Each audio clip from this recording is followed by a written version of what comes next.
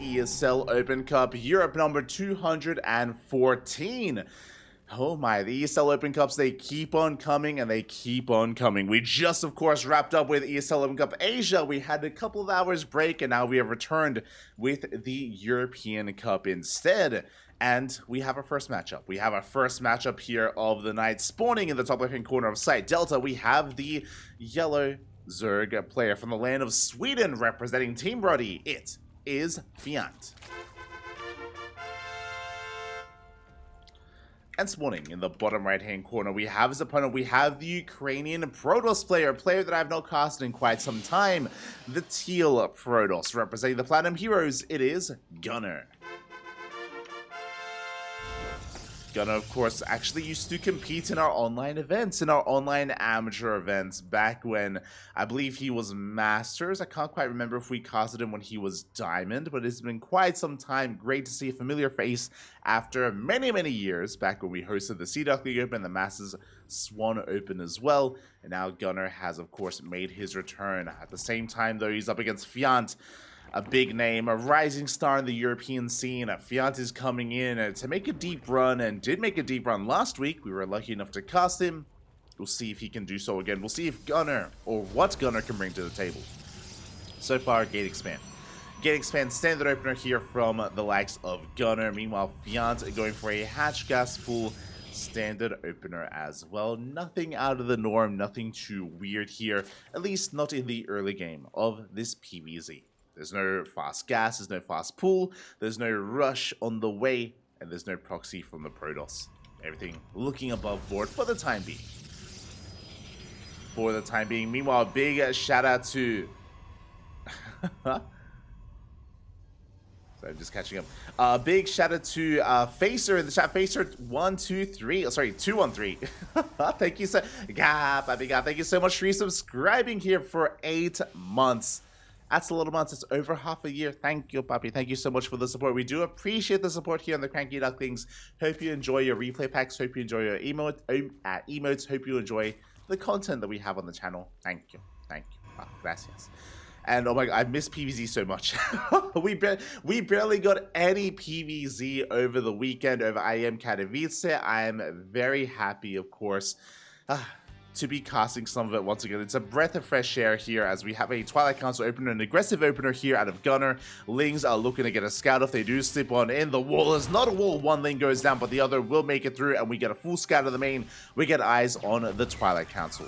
Big scout here from Fjant. He's aware to throw down a faster Roach Warren. He's aware of the potential Glaive Adepts or DTs. Glaives just started, was cancelled, and I wonder what Gunnar is going to be going from here, as he is going for, a Dark Shrine instead. Okay, so a little bit indecisive, cancels the Glaives, throws down the wall, starts up a Dark Shrine. Now, DT openers are not all in by any means. They are designed to get some economic damage done, to gain map control, to allow you to expand and to take a third base as well. Depending on how we approach this, but again, Gunnar ideally should be looking to warp in 4 DTs, harass, back off, morph them into Archons, harass with Archons instead, and again to force Fjant to stay back at home while he takes his third base. Meanwhile, Fjant's back at home, hatch gas pool, we're droning, we're still not quite at the 4-minute mark.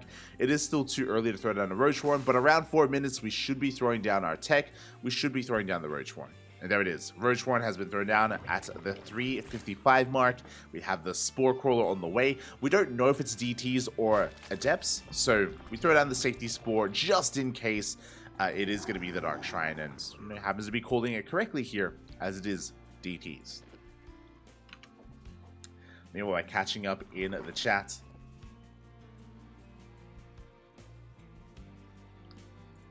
Light made it safe. Welcome back, Light. I mean, again, this is the second broadcast so far of the day. I'm not quite back in Australia yet. Still going to be quite a ways until that happens. I'm back here in Poland. Still in Poland, actually. So in Bologna. Ooh, and we're doubling down. We're going for some Blink DTs. Okay. Very interesting. We have Blink on the way. DTs have been morphed in back at home. We're going for a charge behind this as we take a third base. So we're taking a third. We're not harassing with the Dark Templar yet. We're keeping them at home. Interesting choice here. I mean, we don't have a Robo. That's the interesting thing about what's happening here. There is no Robo, there is no way to harass across the map, to warp in across the map, or even morph in Archon. So, yeah, really interesting version and deviation of this build from Gunnar. I'm not sold on it. Robo is now on the way, very delayed here for Gunnar. And as a result, he will bleed out a couple of adepts. Lings, they get a surround here on the third base. We're drawing out the adepts, we're looking for surround, and we will get them. Yeah, we come in for the surround. We will shut down one. We'll shut down both. Both adepts will fall. Ooh. So again, good trades for Fjant. And behind this, we are amassing roaches. We're amassing more lings. We're cutting drones here at 44, but there we go. We're going back into droning, but we're making a safe amount of roaches and lings to make sure we don't suddenly die to an all-in. Once again, we drag out the adepts. We get us around once again here. Not the best surface area, but 2 more adepts go down. We have another adept on the way. A good target firing here by Fjant. Does focus on as many of these probes as he can. 4 more probes do fall. Behind this, how many gateways are we working with? We have 4 gates for the time being. We have a 5th and 6th gateway on the way alongside charge. This should be a 3-base all-in from Gunnar. We don't have the most amount of gateways, that is true, but we've just been bleeding out so much. We need to do something, and here comes the Roach Army here of Fjant, saying, if you're not coming to me, I'm coming to you. And he's coming strong. As the Lings, they chase down the probes, the third base is going to go down. We have detection available just in case there were some defensive DTs. We have 2 more gates, 8 gates in total on 2 bases. Gunnar has no way of saving his third base, and he is stuck on 2 bases instead. Fjant pushing forward here across the map. Looks like DTs did kill a hatchery, actually. They did kill a base. But can we defend? That's the question. Can we survive the attack here from Fjant? Plenty of roaches to work with. We got on top of the cyber core. It's going to be going down as well. Archons are going to be forcing this back. We do survive on 2 bases. Meanwhile, Fjant is double expanding, getting his 3rd and 4th base up and running. He's joining up as well. And Gunnar, he's in a rough position. But with all these gateways, with his tech available, I imagine he won't be resaturating. He could take a 3rd base, yes, but I imagine we're going to be warping in more zealots and getting ready for a push. A 2-base all-in is the best option here for Gunnar. Outside of that, maybe if he's able to cripple a mineral line, if he's able to get into some drones and to shut them down, then maybe we can come back. Speaking of, the Prism does move out, but we get spotted by these Lings. It is going to be the Archon drop. We're now busy chasing down the Lings. Building up here with more Archons. Sentries being morphed in as well. Probe moves out to expand and take a 3rd base. There's a changeling in position. And we'll get eyes on the would-be 3rd. And that's going to be go time for Fjant. He did drone up a little bit. He droned up to 54, but we don't need to saturate these 4 bases. We can, of course, have our win condition be deny this 3rd. Over and over again. Lings have arrived. They shut down the pylon. Army moves out. Suddenly, a lot more exposed. Suddenly, Fjant can engage. He's going to be distracted by these Archons for the time being. Oh no, the Zealots. As the Zealots are going to be surrounded.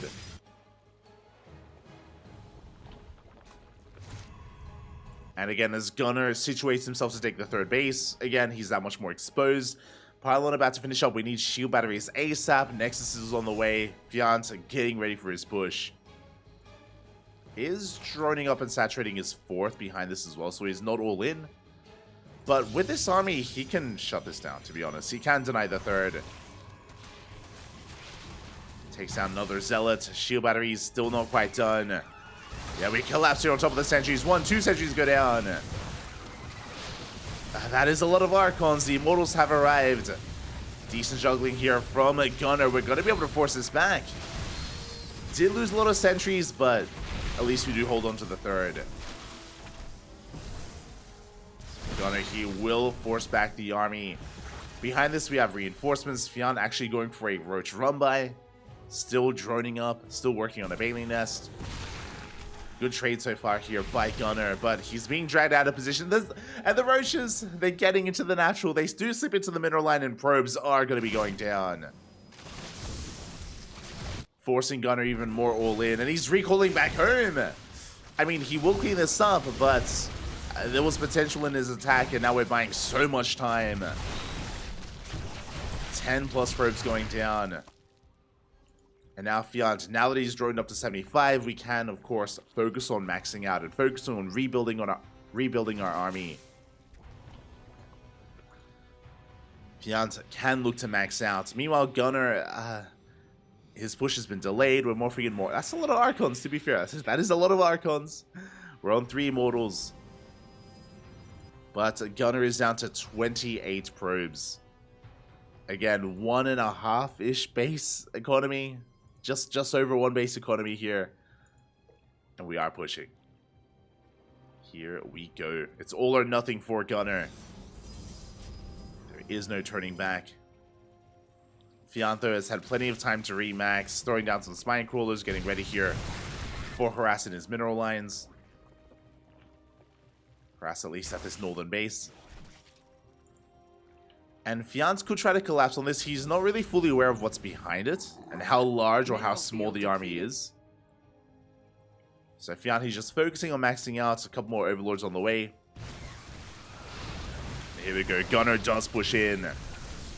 Decent force fields. Does catch a couple of those roaches. Again, force fields thrown down once again. Not the most amount of Ravagers available here for Fjant, but he breaks on through. Gets on top of the Archons. Queens have arrived, focusing down that War Prism as well. Good target firing out of Fjant. And yeah, there just isn't enough on the ground. The Prism goes down. GG, well played, and Fjant will take game number 1. GG.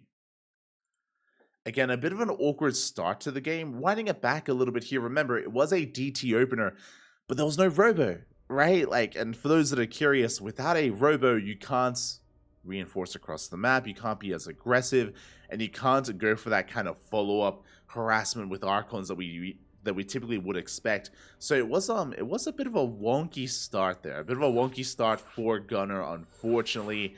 And with that shaky start, Fjant was able to be so comfortable in the early game, throw down his Roach Warren, get a full scout going as well, get his spores up and running, and yeah, just be in full control. To be honest, he did stumble a little bit. Fjant, I mean, he did lose a hatchery. That did happen to the DTs, but outside of that, he was very much so in control. And yeah, with that, Fjant does take a lead in the series, but merely a lead. You know, Gunner can try to fight back here, can bring us back to the ace match. I do want to believe. Let's get ready for game number 2. And here we go. Spawning in the top right-hand corner of Alkione, we have the Swedish Zerg player, the yellow Zerg representing Team Roddy. It is Fjant. And spawning in the bottom left-hand corner, we have his opponent. We have the Ukrainian Protoss player, the teal Protoss representing the Platinum Heroes. It is Gunner. And I'm just double checking here, and earlier today we were live with ESL Asia. We were the only English cast, and it looks like we're the only one here as well. Shout out to Dave Testa. I did notice Dave in the chat. We will not be casting ESL Americas, so Dave, if you're listening, then ESL Americas, it's all yours. It's all yours. Unfortunately, it's at a really bad time here in Europe, so we won't be able to cast it. So again, I think Dave was also the only English caster last week for ESL Americas. So yeah, take it, Pappy, take it. Here we go.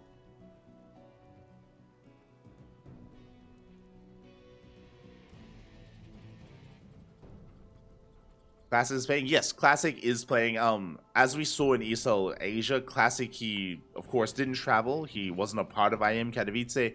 And it's interesting that he decided to stay up here. Now, Classic will be playing at a ping disadvantage. That is true. But he does pose a threat. And he is going to be a big name in the tournament. So keep your eyes on Classic. There are some other big names as well. I believe Lambo is there. Of course, Max Pax is in the bracket. Exclamation mark B in the chat if you guys want to have a look at the bracket yourselves. We have the Polish players. Again, the Polish players didn't have to travel too much. So Spirit is here. I do see Mana. Yeah, quite a stacked tournament. Quite a stacked tournament here overall. So yeah, it could be anyone's game. It is going to be who can bring down Max Packs. And I do see some players that can beat max packs, that have beaten max packs in the past, but it's one of those things where they're not consistent, and they're not, again, consistently beating max packs. They're not favored against max packs by any means. There are chances to bring him down, but merely chances here, no sure thing. So we'll see if anyone can bring it to the Danish Protoss.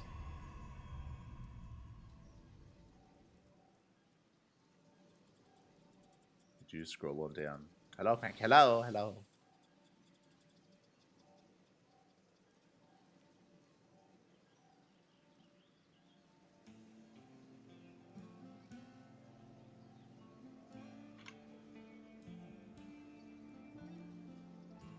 Just catching up. Do you see some I am talk in the chat? I am just talk. I am.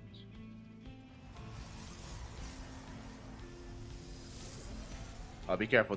Don't get baited by the balance talk. Keeping an eye on the chat.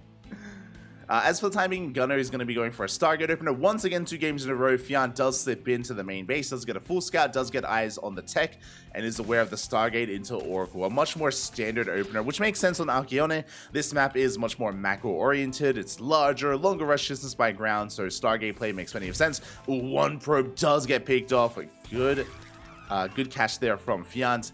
And Gunnar across the map likewise gets across the map with 2 adepts. We'll pick off a couple of drones as well. Not too bad. As long as he can escape, this is worth it for Gunnar. And he will shade away.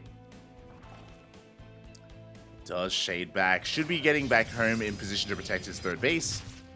But no, he sticks around, continuing to shade across the map. Bold move here by Gunnar. Again, if he does lose these adepts, that will be the end of his 3rd base. So yeah, he is racing back home. Ling's speed does kick in. Oracle going to be threatening the main. And Fjant likewise threatening the 3rd base of Gunnar.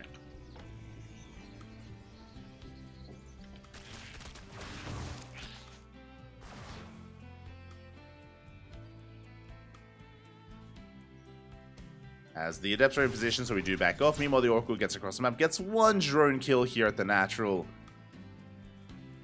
Oh. Fjant, what was that? Okay, Bailey Nest. I thought I saw something for a moment there. But Bailey Nest is going to be on the way. So interesting, Fjant, he's not going into Roaches. He's going to be playing Ling Bane. This could be Ling Bane Hydra. This could also be Ling Bane into Ultras, into Fast Hive Tech. So we'll see which direction Fjant goes in. Again, typically if a player feels like they have a lot of freedom, if they have a lot of map control, you can get away with Ling Bane into Hive Tech, into Ultra. It is a risky playstyle, but a playstyle you can go for, again, if you are confident, if you do have that control. We'll see if Fjant does go for it. For now, just testing the waters, getting an eye on that 3rd. Oracle, ooh, takes a lot of hits though. Does sustain a lot of damage.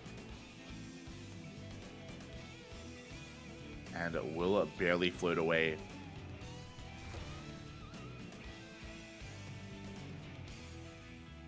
As interesting, with the Roach Warren, with the Bailey Nest, I assumed that we would be skipping the Roach Warren, but no, the Roach Warren was thrown down as well. So it's going to be Ling Bane, Roach Ravager.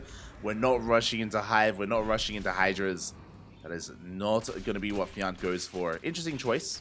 He is going to be up against Charge Lot Archon, and the Overlord does, of course, confirm the tech, the production. Not quite certain whether or not there is going to be Charge or Stalkers. Ooh, and we're going for a very tech-heavy style. Okay, so Gunnar, upon throwing down the double robo, this is going to be a very defensive style out of Gunnar. He's going to be defending back at home, building up towards eventually 4 Colossi. Typically with double robo, we throw down the robotic spay. Now that I think about it, my apologies. Since we're going Charge Archon to begin with, this could just be double robo immortal production. This looks very Cristiano-esque. For those of you that have been watching Cristiano these past couple of months, you would have seen him beat players like a Laser and beat even stronger Zerg players. I believe beats Lambo in the Open Cups with this like very immortal heavy style. Immortal Archon heavy style. So we'll see if Gunnar intends on emulating Cristiano. Yeah, there we go. Immortals are on the way.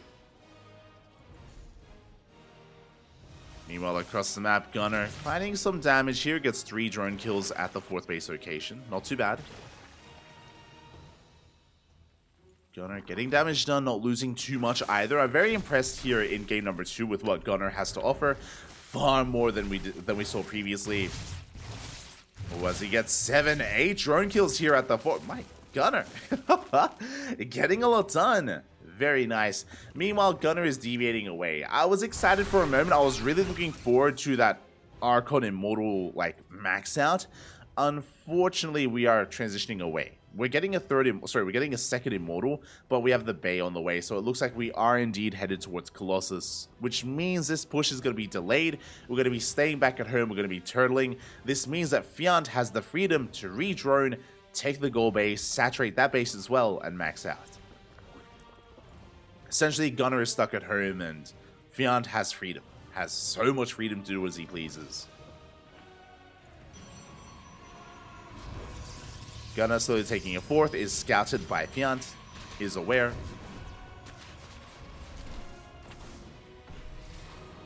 Fjant's going to be pulling back.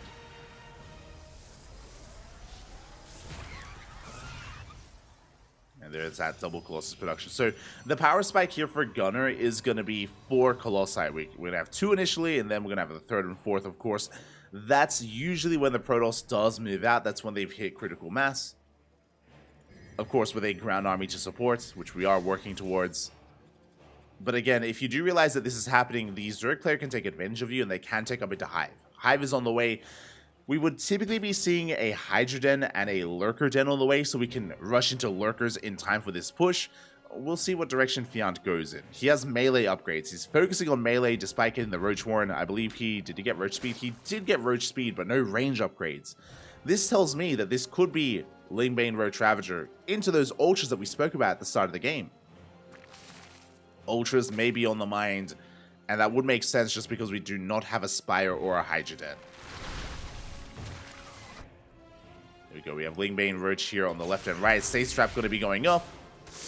But the wall is going to be broken. Yeah, the wall is not a wall. The Lings, they do flood in. Roaches as well into the natural base. Hive is done. Zelts are going to be going down at the same time we're pushing on the right-hand side. Gunnar is in position. Good positioning here by Gunnar, able to swat away the main army, but he is taking damage here at the natural. Probes are going down. The Cybercore is being focused as well. The Oracle's doing what they can, but we lose 20 probes. And we're not done. No! We're not done. 29 workers, 30 probes go down. And we're still being cleaned up. Except Lance is done. We spoke about it. There's that Ultra Cavern on the way. Again, it makes sense just because there was no other form of tech, and we were focusing on melee upgrades. So it all kind of pieced together. And now Fjant is maxing out. Gunnar was doing a good job taking up until this moment. He was harassing, he was dealing damage, but his economy is now crippled. He's down to 47 probes. And how many Colossi do we have? We have 4. We do have a lot of Colossi, but what else do we have to work with? That's the problem here. We don't have an economy to sustain this army. Gunnar is stuck at home. Honestly, he's stuck here at home. Stuck rebuilding. Zealot Runby is going to deny base, thankfully. Hatchery is going to be cancelled.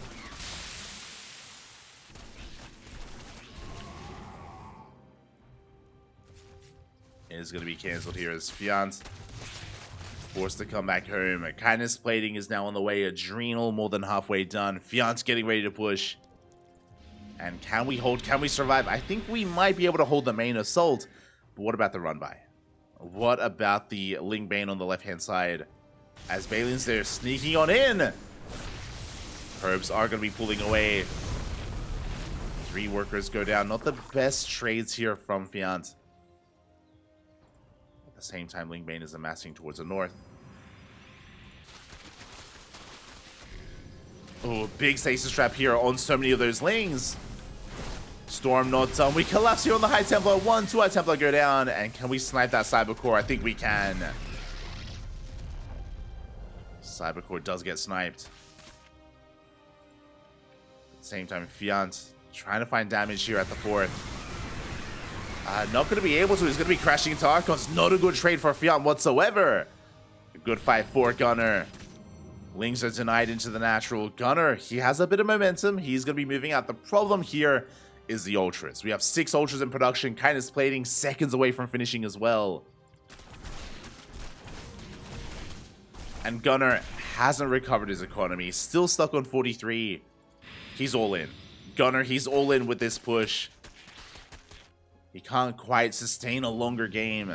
And Fjant, all he has to do is survive. Just weather the storm. And there is no storm. Oh, no. It's just Archon Colossus. We have 5 Colossi. Oh, my God. It's quite a bit of overkill. Bit of overdamage. Here we go. We are pushing in. But Fjant, he was given the time he needed to remax. Ultras, they collapse on this army. We're also coming from behind, getting us up with the Colossi. Yeah, Blinding Clouds, they cover the Colossi as well. And we just swallow up the army. And there is nothing left here for the Protoss. Every single Colossus falls. GG gets called. Well played. Good luck in the next game. And Fjant will take the series 2-0. GG. GG, well played. A solid result there for Fjant. But a shout out to Gunnar. Again, to wind it back, if you maybe tuned in a little bit later, we did cast Gunnar years ago. You know, Gunnar, the Ukrainian Protoss. I remember when he was Diamond. I remember when he was Masters, when he was, again, more of an amateur player. And he has improved so much over the years. I'm happy to see him still a part of the scene, still competing, still a part of StarCraft. And yeah, Gunnar, even though he gets 2-0'd, Fjant is, you know, one of the up and coming pro players in Europe. Gunnar still building himself up and doesn't quite make it here, doesn't make it past the first round, but Fjant is no easy opponent, and there's no shame in going down to Fjant. None at all. GG. GG, well played. Congratulations to Fjant as he does advance on, and we can take a moment here to have a look at the bracket. Until then, going to be catching up in the chat. Catching up.